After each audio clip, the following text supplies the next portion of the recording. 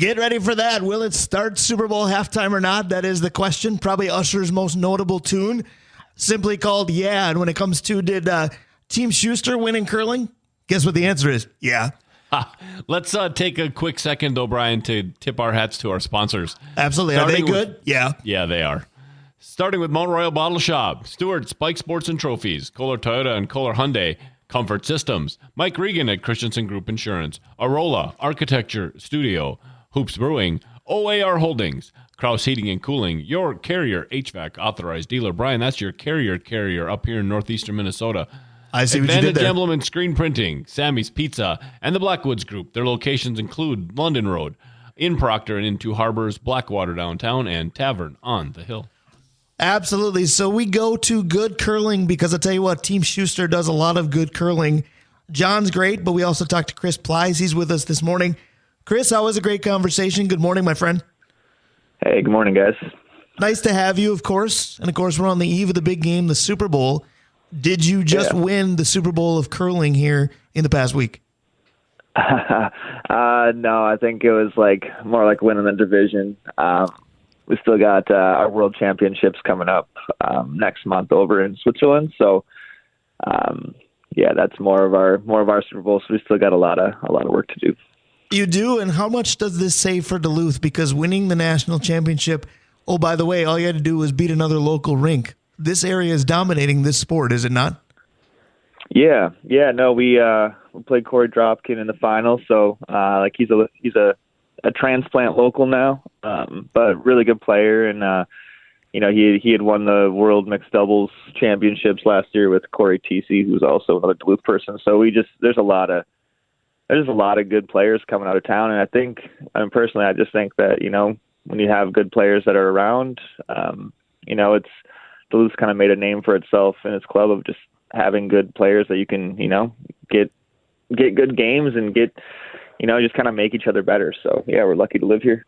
I would agree with that. Now tell me this: the first segment we did today was about what's a Super Bowl in Minnesota, because as Viking fans, and you and I are on the younger side of Viking fans, we have no idea because our team hasn't made it that far.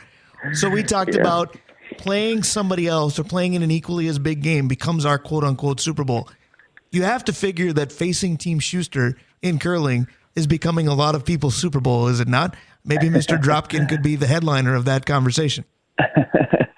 Yeah, no, we've had some good battles over the last few years, and luckily for us, we've come out on top on the majority of those. But we're just the old guys trying to just keep going, and I mean we can see these guys coming up behind us. So, and I think that honestly just makes us better, too, forces us to just keep working hard, and Brian, the one thing when we were talking about the Super Bowls, the one thing we were talking about is how sometimes it's a Super Bowl of envy, right? And the way that Chris and Team Shuster presents themselves as fun and casual and still beating people, right? That's got to drive other teams. I was going to say, you envy the fact that you guys look like it's just a blast. We're hanging out, we're curling on a weekend, and oh, by the way, we won. But that's the way you guys carry yourselves and exude the style. But you guys are gritting and grinding, working pretty hard, aren't you? Yeah, we're definitely working hard. But man, I'm sure this isn't going to be breaking news to either of you guys, but curling you ain't going to get rich off curling. So if you ain't having fun, then you gotta find something else to do. So, Kristen, I have a quick question for you. Looking backwards, you're right about how curling seems to be having a new boom in our area. How much of that do you look back at that Olympic victory and say, yeah, they got inspired. Kids are getting inspired, and we're starting to see, younger curlers coming up that are going to be pushing you in a few years. Yeah, I mean, it's no question. You go down to the curling club on Tuesday nights and Sundays, and just even on open ice days, and there's a lot of young kids down there, and we have a super healthy development program happening, and even at our nationals this last week in New Jersey, there was a few teams that, the average age was probably 15 years younger than anybody on our team. So it's, I think 18 was a huge catalyst for growth. And I also think that it's just become, shows like this, our local media, Rachel Blunt down in the cities and Lavelle and all these people that have really started, paying closer attention and doing write-ups and having interviews and just exposing the sport. So people are seeing it in the news more often, and that's been a huge thing too. Just having that, and it's great for us too, because it's not like we do this for the recognition, but it's definitely a sport that we all super care about, and so having that exposure to bring people new into the sport is pretty awesome for us to see. I have to go a little bit tongue-in-cheek and a little bit of an inside joke here. Talking with Chris Plys, you talk about different media outlets giving you proper recognition. I know what a big Common Man fan you are. Are you still chomping at the bit to be on there again? I would definitely go on the ground if I ever had the chance again. I've been a lifelong Common guy, and the couple times I've got to call in or go in studio has been a highlight. I was going to say, one quick follow-up. Chris Plys gets to choose a radio game, initials or program password. And who's your partner by choice? Oh, man. See, program password it's a decent game, but initials that's just genius. That's just a genius. It really game. is. It really is. It's so simple. It's great. I like the power trip too. So I'd probably have to go with initials, just because that game is just brilliant. It definitely is, and you guys have had some brilliant curling games as well. I want to talk a little bit about what you said just a moment ago when some of the curlers have been 10, 15 years younger than you. You can continue in this sport, into your golden years. My dad did it into his 60s, but there's a difference between playing for the joy of it and playing at the competitive level you do. What kind of age do you expect to be at when you say, okay, I'm done grinding at this? Do you have 10 years left? Do you have 20 years left? What do you think? What does your body tell you? I think I got about 2 years left. I think after this next Olympic cycle, I'm going to be done competing at this level, and it's just trying to balance work and family life and friends and everything else with the travel and everything. It's just it's a lot to balance, and like Alyssa, for me, like, she's always been super supportive, but right. I don't want to keep leaving her at home for 100+ days a year either. So so I think after this Olympic cycle, I'm gonna take a step back and still stay involved with the sport in some capacity, whether that's like some coaching and just playing all the fun spiels that we miss getting a chance to play in with friends and stuff. But yeah, man, like just seeing the younger guys and gals grinding, it just lets you know, like, okay, it's been a really good run. It's been a really, really fun ride. And, but I just can't keep up with these young guns anymore. I hear you with that. It kind of made me chuckle a little bit, Dave, when he talked about leaving your spouse at home for 100 days a year. You don't have to travel as widely as Team Shuster does to do that, because a couple announcers in this studio that are probably guilty of that throughout seasons as well. I was listening for sure. I was listening to Dana talk to a friend the other day, and she's like, and sometimes when he doesn't go, it's hard because I look forward to my time. Right. I get the same question. Sometimes it's when are you home? And then I am home and it's when's your next game? So that can be difficult without question. Chris, you said something at the very beginning about, this is like winning a division. We got a lot of work left to do. What goes into the work? I mean, is it as simple as, hey, we're shooting rocks on a daily basis, or is it, cardio? Are you running? Because curling is a sport that people don't see the fitness that is required, but it is. Yeah, for sure. As far as cardio, I don't run. You and me both. It's unless the old saying, like, unless there's a bear chasing me, like that's about it. And you just got to be faster than the other guy. Totally. I spend a lot of time on like the rowing machine, and I also really enjoy biking, so I get my cardio in that way, and then just being at the club a lot, getting a lot of rocks in, and we're going to be heading over to Scotland here in a few weeks for a kind of a tune-up tournament, then just some team like practices and stuff. And I know this is kind of a weird time of year, like everybody's into their country qualifications, and all that kind of stuff. So like our tour season is kind of over. So yeah, we're having to travel all the way over to Scotland to find a tournament, which is crazy. But again, I mean, travel is like my favorite part of this whole thing. So I was going to say, having to as go much as that it is, yeah. right. I was going to say, having to go that far to find a tune-up tournament, is that odd? Is it something where the people in this tournament are going, "Oh my gosh, Team Shuster's here," or is it one of those where everybody goes because, like you said, there's not that many places to go right now? Yeah, I think all the teams pretty much from the World Championships, like I would assume the majority of them are going to be there because it's just so hard to find games right now. So, I don't know. I mean, Scotland is like one of those places where you have a lot of Euros at the World Championships. So, I mean, for those people, it's really not that difficult to pop over. And but yeah, it'll be interesting. See who else shows up But I mean, having it be where the sport really originated, it's always a treat to get to go over there and play in Scotland.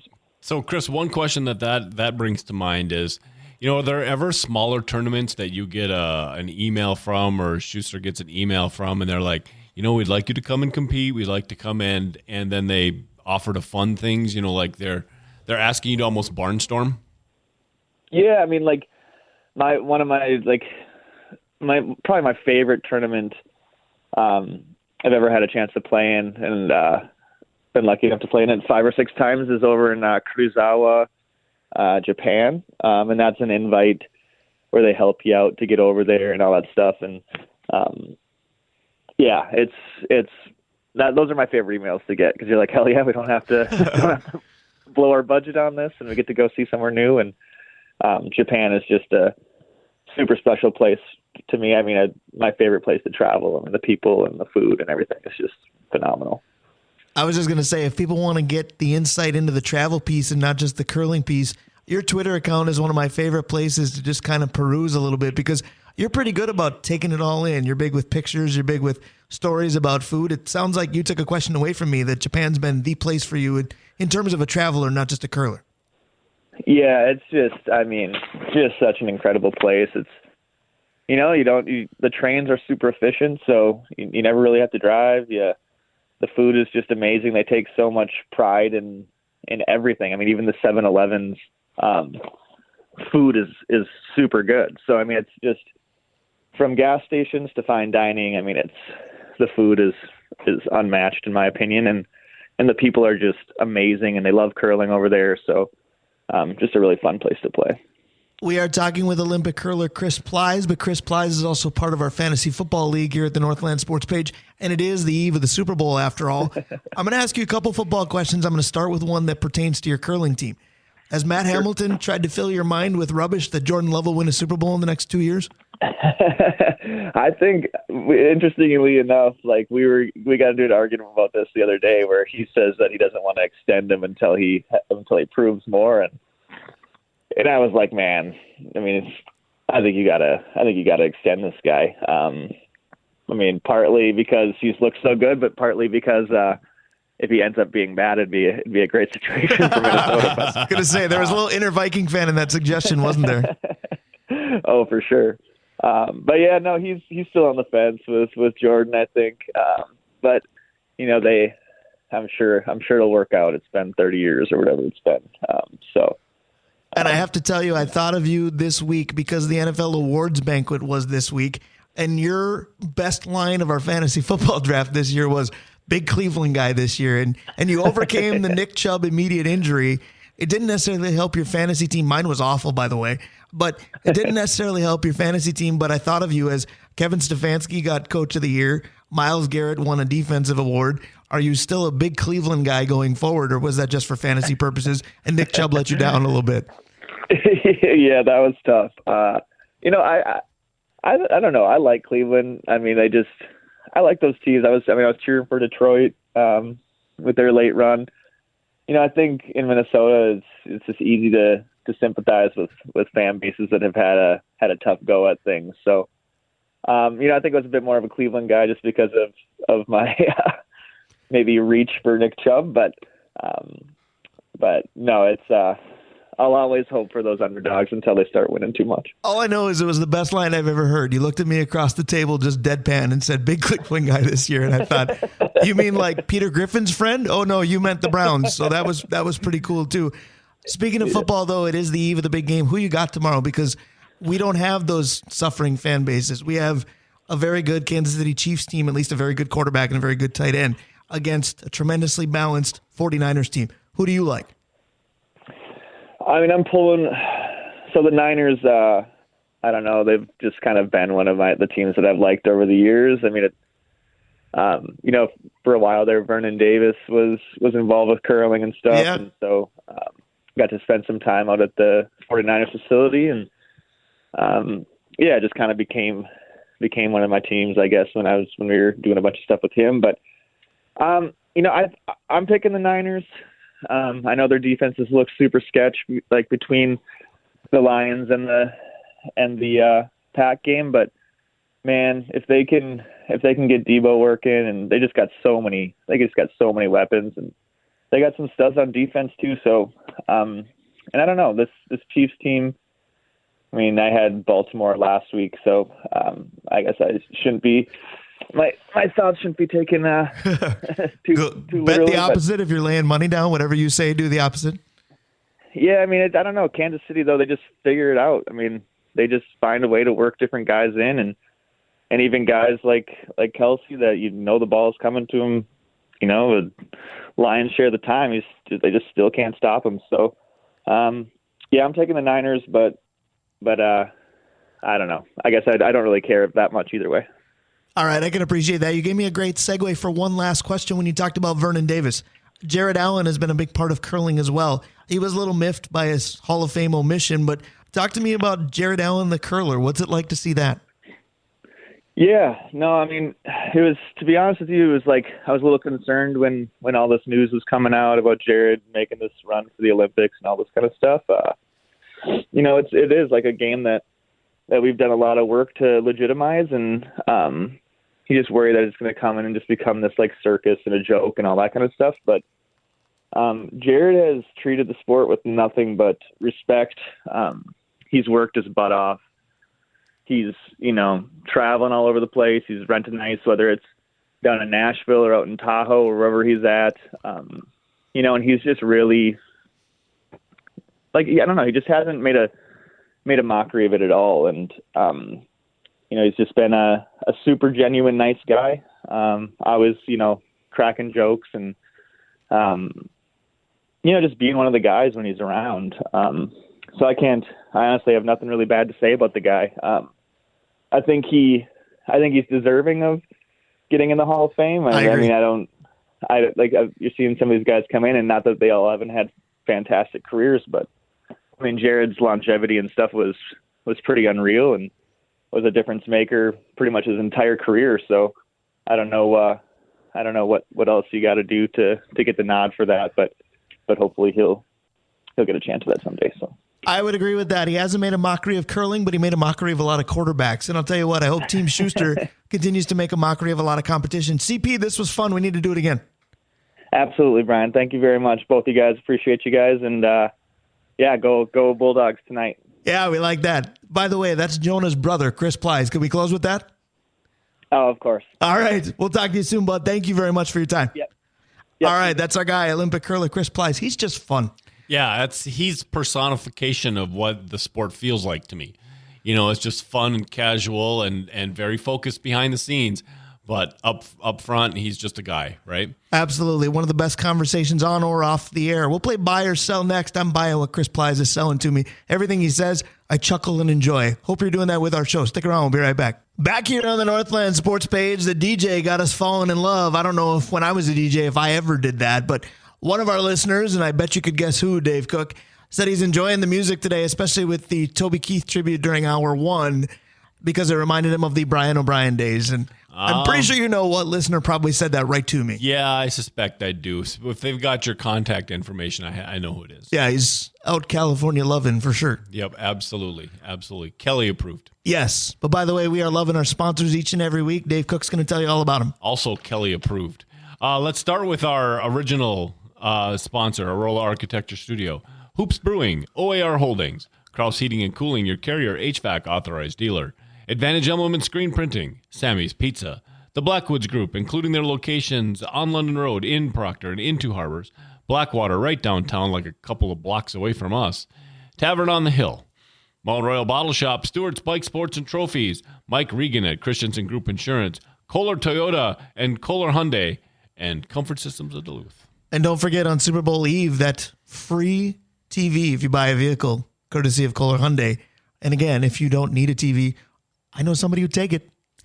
Not just for the Super Bowl, forever. Yeah, I right. won't return Bring it at the end of the game, I bring it promise back you. to your house. Yeah, there's Thanks no for question that it would stick around. Now, to be fair, my wife is probably going, why do you keep saying that? Our TVs are fine. I know, but it could always be better. Yeah. Brian, we've got 3 now. Stop it. I know. We have more TVs than house now. Are you done? Exactly. Yeah. You had enough listeners actually come through for you. Now we have a room that's just called the TV room. Not because there's a TV in there, because there's nothing but TVs it looks in like there. a baby Hoops Brewing. We got Right. 20 TVs in here, too. Well, and I love that you mentioned that because I was just thinking going into this segment that just about every conversation we've had today with Chris Plys, with Chelsea Brown, with Dave Hoops, kind of reminds me of just chatter over a beer. And a lot of people kind of peg this show that way, and I love it. Yeah, no, that was the original idea, right? The original idea was just we're going to talk about local stuff and be as comfortable as possible. So if people are saying that, we're doing it right. Absolutely. So I hope people are buying what we're selling, and that's what we do this segment. We're going to play buy or sell. Here's how the game works. I'm going to give a statement about each of the 4 major sports leagues. If Dave agrees, he's going to say buy. He's going to tell me why. If he disagrees, he's going to say sell, and he tells me why. He's also going to tell me which league, emphasis on league, that we're going to play in a particular order. He's done well with that the last couple of weeks. He still chuckles about it, but Yep. I think you've got it down. Let's see how you do today. Doing stretches and getting ready to go here. With I was going to say, thing. you did ask me during the last break if you could leave the studio for a moment. I assume it was just calisthenics. Yes, 100% what it was. Getting the mind ready. Right. Let's start with the National Football League because it is Super Bowl. Oh, sorry, it's the big game week. I was going to say it is Super Bowl Eve, and I can just tell you that you are going to hate this buy or sell statement because you don't like this team at all.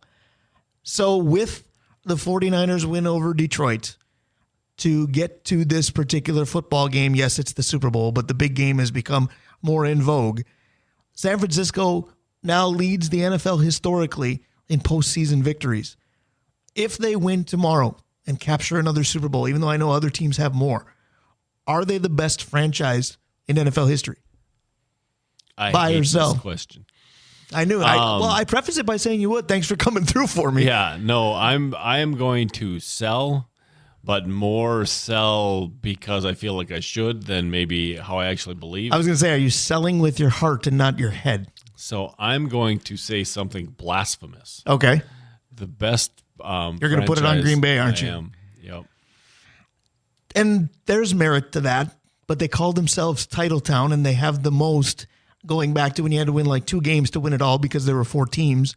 They haven't won a title in, I want to say, 14 years. But they're probably it. But, man, San Francisco is right there. Yeah. Especially with iconic players. You know, when you talk about Green Bay, they have several too, but it starts with basically a trio of quarterbacks, and then it kind of fades a little bit. Whereas San Francisco, I feel like you can go offense, you can go defense. You can name San Francisco legends who are NFL legends for a while. So I think there are a lot of contenders for this. So I'm perfectly okay with if somebody says I'm going to sell barely or I'm going to buy barely, because I feel like Green Bay, Pittsburgh, Dallas, sort of, but Dallas is laughable now.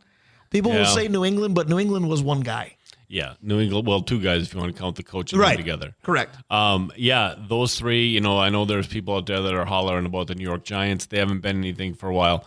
I really do think it's San Francisco, Green Bay, or Dallas. I really do. Pittsburgh is I think just a snitch down. Well, and what's ironic is you could say, well, which one of those didn't have major peaks and valleys? But the answer is none, because Dallas was terrible for a little while. Don't forget Troy Aikman won 1 game in his first year. Green Bay was abysmal for most of the 80s. You look at San Francisco, and they had some poor years. They're probably the closest one to never being truly terrible for a long stretch. If you ask which team wasn't truly terrible over its careers, it's ours. Like we've right, never but you have to be good at some point bad. I think, but Green Bay has been better than San Francisco since Favre started. Like the whole peaks and valleys, They've been just kind of, Although 9 and 10 win years. Yeah, but Steve Young was still in the league when Brett Favre was, and Yeah, but beat San him up Francisco plenty. also had some really tough years in the middle, and Green Correct. Bay really hasn't. But San Francisco's beaten Green Bay the last 5, the last 6 playoff games. Nope, I agree with that, but we're comparing the So, two. so I don't think it's a buy or sell where you go, yeah, one of those. Yes, that's exactly what it is. All right, so the non-committal version of buy or sell in the NFL. It's like that light beer commercial where the Michelob and the other one, they have 1 gram less of sugar. You can buy either one unless you want the sugar. It's buy or sell, and you'd say, can I put it on layaway? I'll come back tomorrow. Exactly I got to think right. about it after the result of tomorrow's game. All right, we are about to go into spring training, so let's go with Major League Baseball. All right, Major League Baseball. Now, to me, this was odd that this news became bigger news yesterday because I knew about it for a few weeks. Miguel Sano has been signed by the Angels.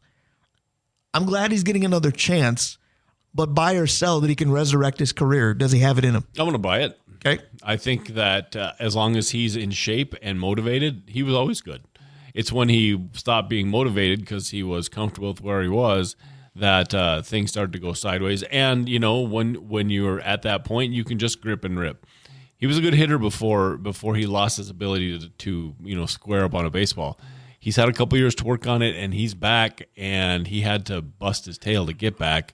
And so I think that he's going to be pretty good. All right, so I agree with everything you said, but it's also why I'm going to say sell. Because it is, as long as he's motivated and in shape, he can do this. And I hope he does, even though everybody will go, we didn't need him when he goes 30 bombs and drives in 100. But here's the thing. How many years when he was in Minnesota did we hear during spring training, oh, Sano's 20 pounds lighter, he's hitting bombs left and right. This is going to be the year. And then it never was. So it makes me wonder, what are you doing during the regular season?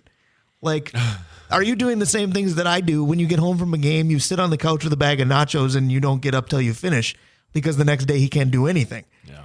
I got a feeling there's a bad habit we don't know about that he's going to fall back into. He's also not the savior. He was going to be the savior here, right? It's Trout's organization. It's Trout's program. You can do things the way Trout has, and we don't know what that looks like. Right? Can he be in the shadows and succeed? Right, and that's going to be the question. And I think it's a good organization because there's zero pressure. Right? Yeah. They're not expected Or to do you win. simply say this is where careers go to die because Mike Trout is amazing, but the team goes nowhere? Yep. Anthony Rendon came here. He hasn't done much. The Angels spend and pick up big names and still lose. Sano's not a big name. Whether they win or lose, what's he going to do? Yeah, exactly right. And I think that the funny thing is you know who he's replacing, right? He is the DH replacement for Shohei Ohtani. Yeah. It'll be interesting when they have him pitch. Well, I said the DH side of it. Right. But I think it would be fun if Miguel Sano was ever on the mound. I don't care if it's 20-2. I want to see that. That would be looking a little like Bartolo Colon, but yes. It would. All right. It would be a different version of Big Sexy. Two down, 2 to go. So this is, so we've got NBA and NHL All-Stars on opposite sides here of this weekend. So let's start with the NBA. All right. So speaking of All-Stars, Anthony Edwards, All-Star. Karl Anthony Towns, All-Star. My mom will be so happy that I used both their names when I could have said Cant and Ant, All-Stars. Although I couldn't have said it, apparently. Yeah. Plus, it sounds like a Dr. Seuss book. Cat and Ant, All-Stars.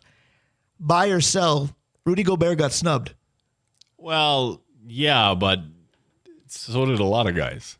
Rudy Gobert has been a defensive power, right? No question. But defense doesn't sell in the All-Star game, and he's not the only one that got snubbed. So sure, but get in line. Right. So I'm going to sell that he got snubbed again because of everything you said is correct. I just take the other response because everybody else got quote unquote snubbed as well. But here's why I don't think he got snubbed. Look at the roster that they did take. Who are you putting Rudy Gobert in instead of? Yep. There are people worthy of all-star selections, but then you got 45 of them. I think what people who really think Rudy got snubbed don't realize is how good Cat's been this year. Right. That would be the replacement, right? It would be 1 for 1. We wouldn't or get would 3. it? Because one's a 4 and one's a 5. Well, no, but I think that people nationally think Cat's a 5 playing out of position. So I think if you look at the all-star rosters, they did that with everybody. I looked at the rosters this morning, and I'm like, so everybody's a 2-3. Everybody's a 2-3. Or a point forward. There's no traditional positioning in this at all. We're just going to take the most marketable, entertaining players and leave it at that. And you know what? It's an all-star game, so knock yourself out. Well, sounds like fun. Or just don't if you're Anthony Edwards or Karl Anthony Towns. Come out of this 100% and let's go. But I do think that people who really want Gobert need to understand that Cat's been their best player all year, and they are the first place team in the West. This isn't a buy or sell, but you talked about both teams being near all-star mode. Which one would you attend, NBA or NHL, if you had one ticket? That's a heck of a question. Thank you. Probably the NBA. Me too. Because I don't understand the NHL one quite as much. Because there's so many bits and pieces. We're drafting fancy teams. We're going 3-on-3. But we don't know who's. There's just so many moving parts. Right. I'd rather go see the hockey skills competition. Right. I agree with that too. But I think I would attend that before any of the games. yeah, I guess I agree with that too. Probably the skills competition would be number 1 hockey, number 2 basketball, and then the games. Right. Like I'd rather see the competitions on both sides. I was going to say the games could be an undercard or an afterthought. Yeah, or both. They kind of are. All right, so we've got one left. Do you know which one it is? I do. It's steel and ice, baby. It's the NHL. It absolutely is, and we talked about this before the show today because I joked again, the Wild came out of their bye week, and all they've done is win, win, win no matter what. There was an article this week about can the Wild make a run, and the author said, check the standings if you want your answer. And the belief is that they're buried in the standings and can't do it. Buy or sell that the Minnesota Wild are actually buried in the standings and can't make a run because of it? Well, define the word run. I mean, can they make the playoffs? Sure. But that would probably be the worst thing that they could do for the franchise. Like if you become the 8th seed and you get just destroyed in the first round, well, you made the playoffs. Hat tip, right? I don't think they have the consistency or horsepower to make a run. When we talk about making a run, we're not talking about making the playoffs. We're talking about getting to a conference championship. They don't have that kind of horses. And so, I mean, their defense is not anywhere near good enough to do that. And for a Wild team, that's a strange thing to say. So I would prefer they don't. They get a better draft choice. They're smart about it. Right. They let some of their kids flex a little bit. And let's talk about let's make a huge run. Let's be the best team in the league. Next year or 2 years? 2 years. I think it's going to take 2. I wanted to talk about Bill Guerin got another GM job this week. Buy or sell that increases or decreases your confidence in him? I think he's going to be fine. It's whether or not he brings all veterans to the Olympics, I guess, is the question, because he seems to really like bringing the old guys who are hard workers but not necessarily the best players and give them extended contracts. So here we go. Right. I'm going to sell that the Wild are buried in the standings, but I'll buy that they can't make a run because I just don't think they're very good. But again, we talk about the way they have played both in the eye test and the results, and you go to look at the standings and you go, this team must be dead in the water. And you're looking and you're going, boy, the difference between being in the playoff picture and out is like 4 points. Yep. And 2-game win streaks can take you in and out of that proverbial bubble. I think you're right. They need to be smart about this and hopefully get a good draft pick. But if you can't help but win, if you get an 8 seed, just get in and go, I guess. So here's the thing I will say about the Wild. They really haven't played well. Like I know that, right? They really haven't, but though. None of their players have had those moments. Kaprizov had a week there where he was hot, but Boldy's not really been good, right? Rodin's been scored hurt. last night. I think he's got 17. Yeah, and so if those guys all start to click, if Zuccarello looks like Zuccarello looked like 2 years ago, okay, let me know when that happens. But when it happens, yeah, that team could make a run, but they haven't shown any inkling of doing that. Here's the fun part. Because the Timberwolves have been good this year, nobody's going to care. Correct. But that's my hope. I don't know that I'm actually correct when I say that, because we talked about we should put a poll on Twitter about who do you care more about what she's doing, Caitlin Clark or Taylor Swift, and we think we know who would win. I would love to put a poll out there of who would you rather watch and follow, the Wolves or the Wild, in their current status. I still think the state of hockey would be hockey snobbish on it, even though talent, record, and atmosphere, there's no question it should be the Timberwolves. Yeah, if it's our poll, yeah, you're right. But I think if it's a statewide poll, it'd be fun to find out. Yeah. Because that would actually be interesting, just like they do politically when they go by counties. Yes. I would love to see what areas think map. what. Like the Wolves would dominate the Metro. The further north you go, I'm not sure they would. No, I agree. And the question would be, what happens west? Those areas that aren't Or either. the deep south. What's Winona going to say? What's Winona going to say? Mankato is probably a hockey town. I'll tell you what, hockey snobs, if you're still being hockey snobs about the Wild now, You make me want to do a lot of things that I can't say Your effort on the radio. We bump out with Usher. You make me want to. That's the end of Buy or Sell. It makes me want to call Vencie Glenn to close the show. Stick around. We'll be right back. A little less talk and a lot more action. I'll tell you what, in about 14, 15 minutes, that's going to be true because we're going to end the talk show and get ready to watch some action today. Yeah, well, not just that, but we got to action out of here, Brian. We got to get going right away. You've got a senior day at 1 o'clock. I was going to say, there's a phrase we use for that, but we can't use it on the radio because it would be our last show. Hustle. Speaking of, if you're looking to watch some action today, you can do it on Rails TV. They are carrying the Section 7A girls semis today. Game actually underway already, and another one at 2. And Rails TV, they did a lot for us this week, too. Yeah, they really do. And again, if your child is interested in doing any kind of work in broadcasting, you got to go at least consider Rails TV and the Proctor High School because of it. Absolutely. And our great sponsors make us able to do anything in addition to things like simulcasting with Rails TV. Absolutely. So let's start with Mike Regan at Christensen Group Insurance, Comfort Systems of Duluth, Kohler Hyundai and Kohler Toyota, Stewart's Bike Sports and Trophies, Mount Royal Bottle Shop, the Blackwoods Group, including their locations on London Road, in Proctor, in Two Harbors, at Blackwater, and Tavern on the Hill. Sammy's Pizza, Advantage Emblem and Screen Printing, Kraus Heating and Cooling, your carrier, HVAC authorized dealer. Brian, that's your carrier. It's an HVAC. Yes. OAR Holdings, Hoops Brewing, and Arola Architecture Studio. Arola Architecture Studio brings you Drawing Lines. Vencie Glenn is the star of Drawing Lines throughout football season. It is the eve of football's last game of the season. We'll leave it up to Vencie if he wants it to be a last segment for a while. He'll probably want to do a Super Bowl post-mortem next week. But again, we'll leave that up to him. And we say good morning right now, Mr. Vencie Glenn. Good morning, guys. How are you? Not too bad. Yourself? What does Vencie Glenn do on Super Bowl Sunday? Is there a big party? Is it watching it analytically alone? Do you watch it at all? What's Vencie Glenn's Super Bowl Sunday like? I got to be honest. I'm antisocial. I'm antisocial, man. But my buddy wants me to go to my buddy right down the street wants me to come to his house for a Super Bowl party. But it's just hard for me because all these opinions and people where they know the game, which is great and all that, I just want to watch the game because I see it from a totally different point of view. And I don't knock people's opinions on games and all that.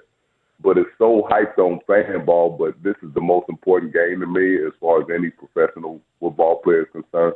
So I like to watch it in my own kind of like space and kind of see it from the football point of view and not get caught up in the entertainment aspect. All right, so you've talked about both of these teams last week. A week later, has any of your opinion changed? Who you got and why winning this football game? I don't really know. I think both teams are the two best teams that have played well in the last 4 to 5 weeks. They find a way to win games. It's not always perfect, and that's the beauty of it. Normally we talk about how Mahomes and them is a scoring offense and all this, but both teams have pretty much gotten there based off somewhat of what their defense is doing. So it's really not that offensive kind of game that you think it's going to be. I think it's going to be the team that was the best, like I said last week and the week before, is going to win. The guys that give up the biggest plays and make the biggest mistakes, they're probably going to lose. I just think what Vencie was saying about watching the Super Bowl is so funny. Vencie, I remember going to a friend's house and sitting there watching the football game and having people like, well, what do you think is going to happen now? And just like, shh. The only thing I had to do was tell people when the commercials were coming on because I think I was the only one watching the game. So, and then some. It's so funny. So here's my take, Brian. Vencie, I think that if it's close and the ball's in Mahomes' hand, Kansas City wins. Like he strikes me as that guy that if he has the control of what's going to happen, he'll come through. He's the guy that's going to come But through. you also think it may not be close. Well, I think San Francisco, I don't think Kansas City can blow out San Francisco. I do think the opposite could happen, but if it's close, Mahomes is a winner. And Vencie and I have talked about that before. It's the locker room. It's the together. It's who plays football on the field. And doggone it, Mahomes seems to be able to do that better than anybody else. I agree. Vencie, I have to ask you this because Kansas City has been blown out before in a Super Bowl. Tom Brady with the Bucs did it. I think the final score was somewhere in the area of like 31-9.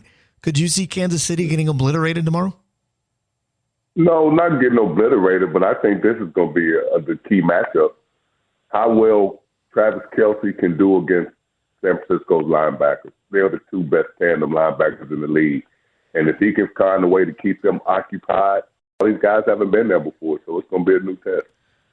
Dave, I think it's interesting that you mentioned that, you have to tell people when the commercials are going, where I end up having to tell my wife when it's the 2-minute warning, and it just enhances how much she doesn't like football because she wants to be ready for the halftime show. But you and I both know that the 2-minute warning and halftime itself can be a half an hour apart. Yeah, I hear about that all the time. Don't tell me when it's a 2-minute warning because that's about 15 minutes in real time. And it's like, yeah, that's probably right. Right. They should really call it the 15-minute warning, even though there's 2 minutes left on the clock. But speaking of halftime, Vencie, this is a little bit of a in-jest type question, but I know you love music. I know you love dancing. Antisocial or not, is there a halftime show historically that you've ever been, hey, I'm into that? Oh, yes, several halftime shows. Not of lately. I can't remember them in the past, because entertainment was different now back then than what we see entertainment is today. It's hyped up for so long, and by the time you get to it, it's anticlimactic and stuff. But I think the best ones are, let me see what the commercials are like. I'd rather sit there and be quiet and let me hear the commercials. Guys be like, they spent $7 million on that. I know, right? You got to be kidding me. The commercials are great because I like the commercials more than the halftime show. No, I agree with you. And there's always going to be a movie trailer that you're going to go, oh, I can't wait to see that. But they spend $10 million to put the trailer out for something that's 9 months away, but they do it on Super Bowl Sunday. I tell you, the ones that do it right, though, when they hit the right commercial, it's worth every dollar of $7 million. There's a reason why there's a YouTube link later where you can just watch all the commercials most of the time. Yep. And Dana's watched that before, by the way. I have not. I've said, are you really going to watch all the... This is why they spend all that money, young lady. They spend it because you're going to go back on your YouTube and watch commercials again. So, Vencie, you mentioned how much the defense have been difference makers for each of these teams. When you look at this situation and how good as a coordinator Steve Spagnuolo continues to be wherever he goes, Kansas City is the more, quote, no-name defense outside of Jones, but what can they do to disrupt things? Because they certainly disrupted everybody else they played. I just think they have probably, if not the best, top two corner in the league. What's 38th name of brain went dead? Snead. Yeah. Kansas City. Yeah. Snead. Yeah. Yep. He's good. He's very, very good and he's smart. These guys understand defensive schematics. That's what makes them so good. They understand what the offense is trying to do and how they're trying to exploit them, and that's why their defense is so successful against different types of offenses. You know what I'm saying? They keep their offense in the game to where, hey, they give them a chance to make plays and win the game for you. And that's what you want. You want a defense. You're not going to just stop everybody. These guys are good on offense. But you have to slow them down and make them make decisions that they don't want to, which evolves into turnovers. So it's a mental game. You mentally have to be into it every play at 110%. I've never been there, but that's how I would approach it, and just hustle, man, and just see what happens at the end. But you can't get do-overs after the day tomorrow. I want to ask you one more question involving defense and more in the postseason awards because Kevin Stefanski won Coach of the Year again, and I understand why. But DeMeco Ryans, what he did with Houston is amazing, and he's so defensive-minded and was such a good defensive player. I still felt like he should have gotten it. First of all, what's your take on that? And second of all, when you were playing, did postseason awards mean anything to you? No, not unless I was going to a Super Bowl. I really don't get caught up in individual awards. I look at it as a team concept. I think DeMeco Ryans should have been considered and definitely should have got Coach of the Year more than Stefanski because he has veteran players. DeMeco Ryans took a team out of the depths of hell and got them to believe in themselves and got a city to believe and get behind them. And they played at a high level, a level that they didn't even think they could play. And then they had injuries. So it's just a bright future for that organization, and they got the right leaders in place. So that's what I look at over the long run. I don't look at individual yearly awards. I think what you do for your city and your organization over a long period of time just tells you how good that person was for that organization. So, Vencie, I have one last question for you here, and it was Hall of Fame voting this week. And the one guy I want to ask you about, because I bet you have an opinion on Julius Peppers, because he played for so long and he was such a dominant dominant defensive end for different teams. I'm wondering, when you see a guy, in my case, like Peppers or Reggie White back in the day, is there, how do I say this right? Is there a player that you watched on the field, maybe played with or played against, and you just said, that guy, he's got it. He's a Hall of Fame. Absolutely. Absolutely. Guys that are just, and we'll go back to Minnesota. In 1992, on that team, there were 5 future Hall of Famers, guys that are in the Hall of Fame. From the 92 team. You might not have 2 guys whole organization go in. But on that one team, we had 5 future Hall of Famers. That's crazy, man. Yep. So, when somebody's special, like a John Randall, Chris Dolman, Zimmerman, Chris Carter, you can just go down. Then Warren Moon came in. You can just go down the list of guys that were like, oh, he's special. He's special, yeah. Absolutely. And you are special to us, Vencie Glenn. We appreciate it. Let's talk next week. We'll wrap the football season then. You guys have a great weekend. Thanks, you Vencie, as well. That's our guy, Vencie Glenn. What a show. Everybody enjoy the Super Bowl. We'll see you next week.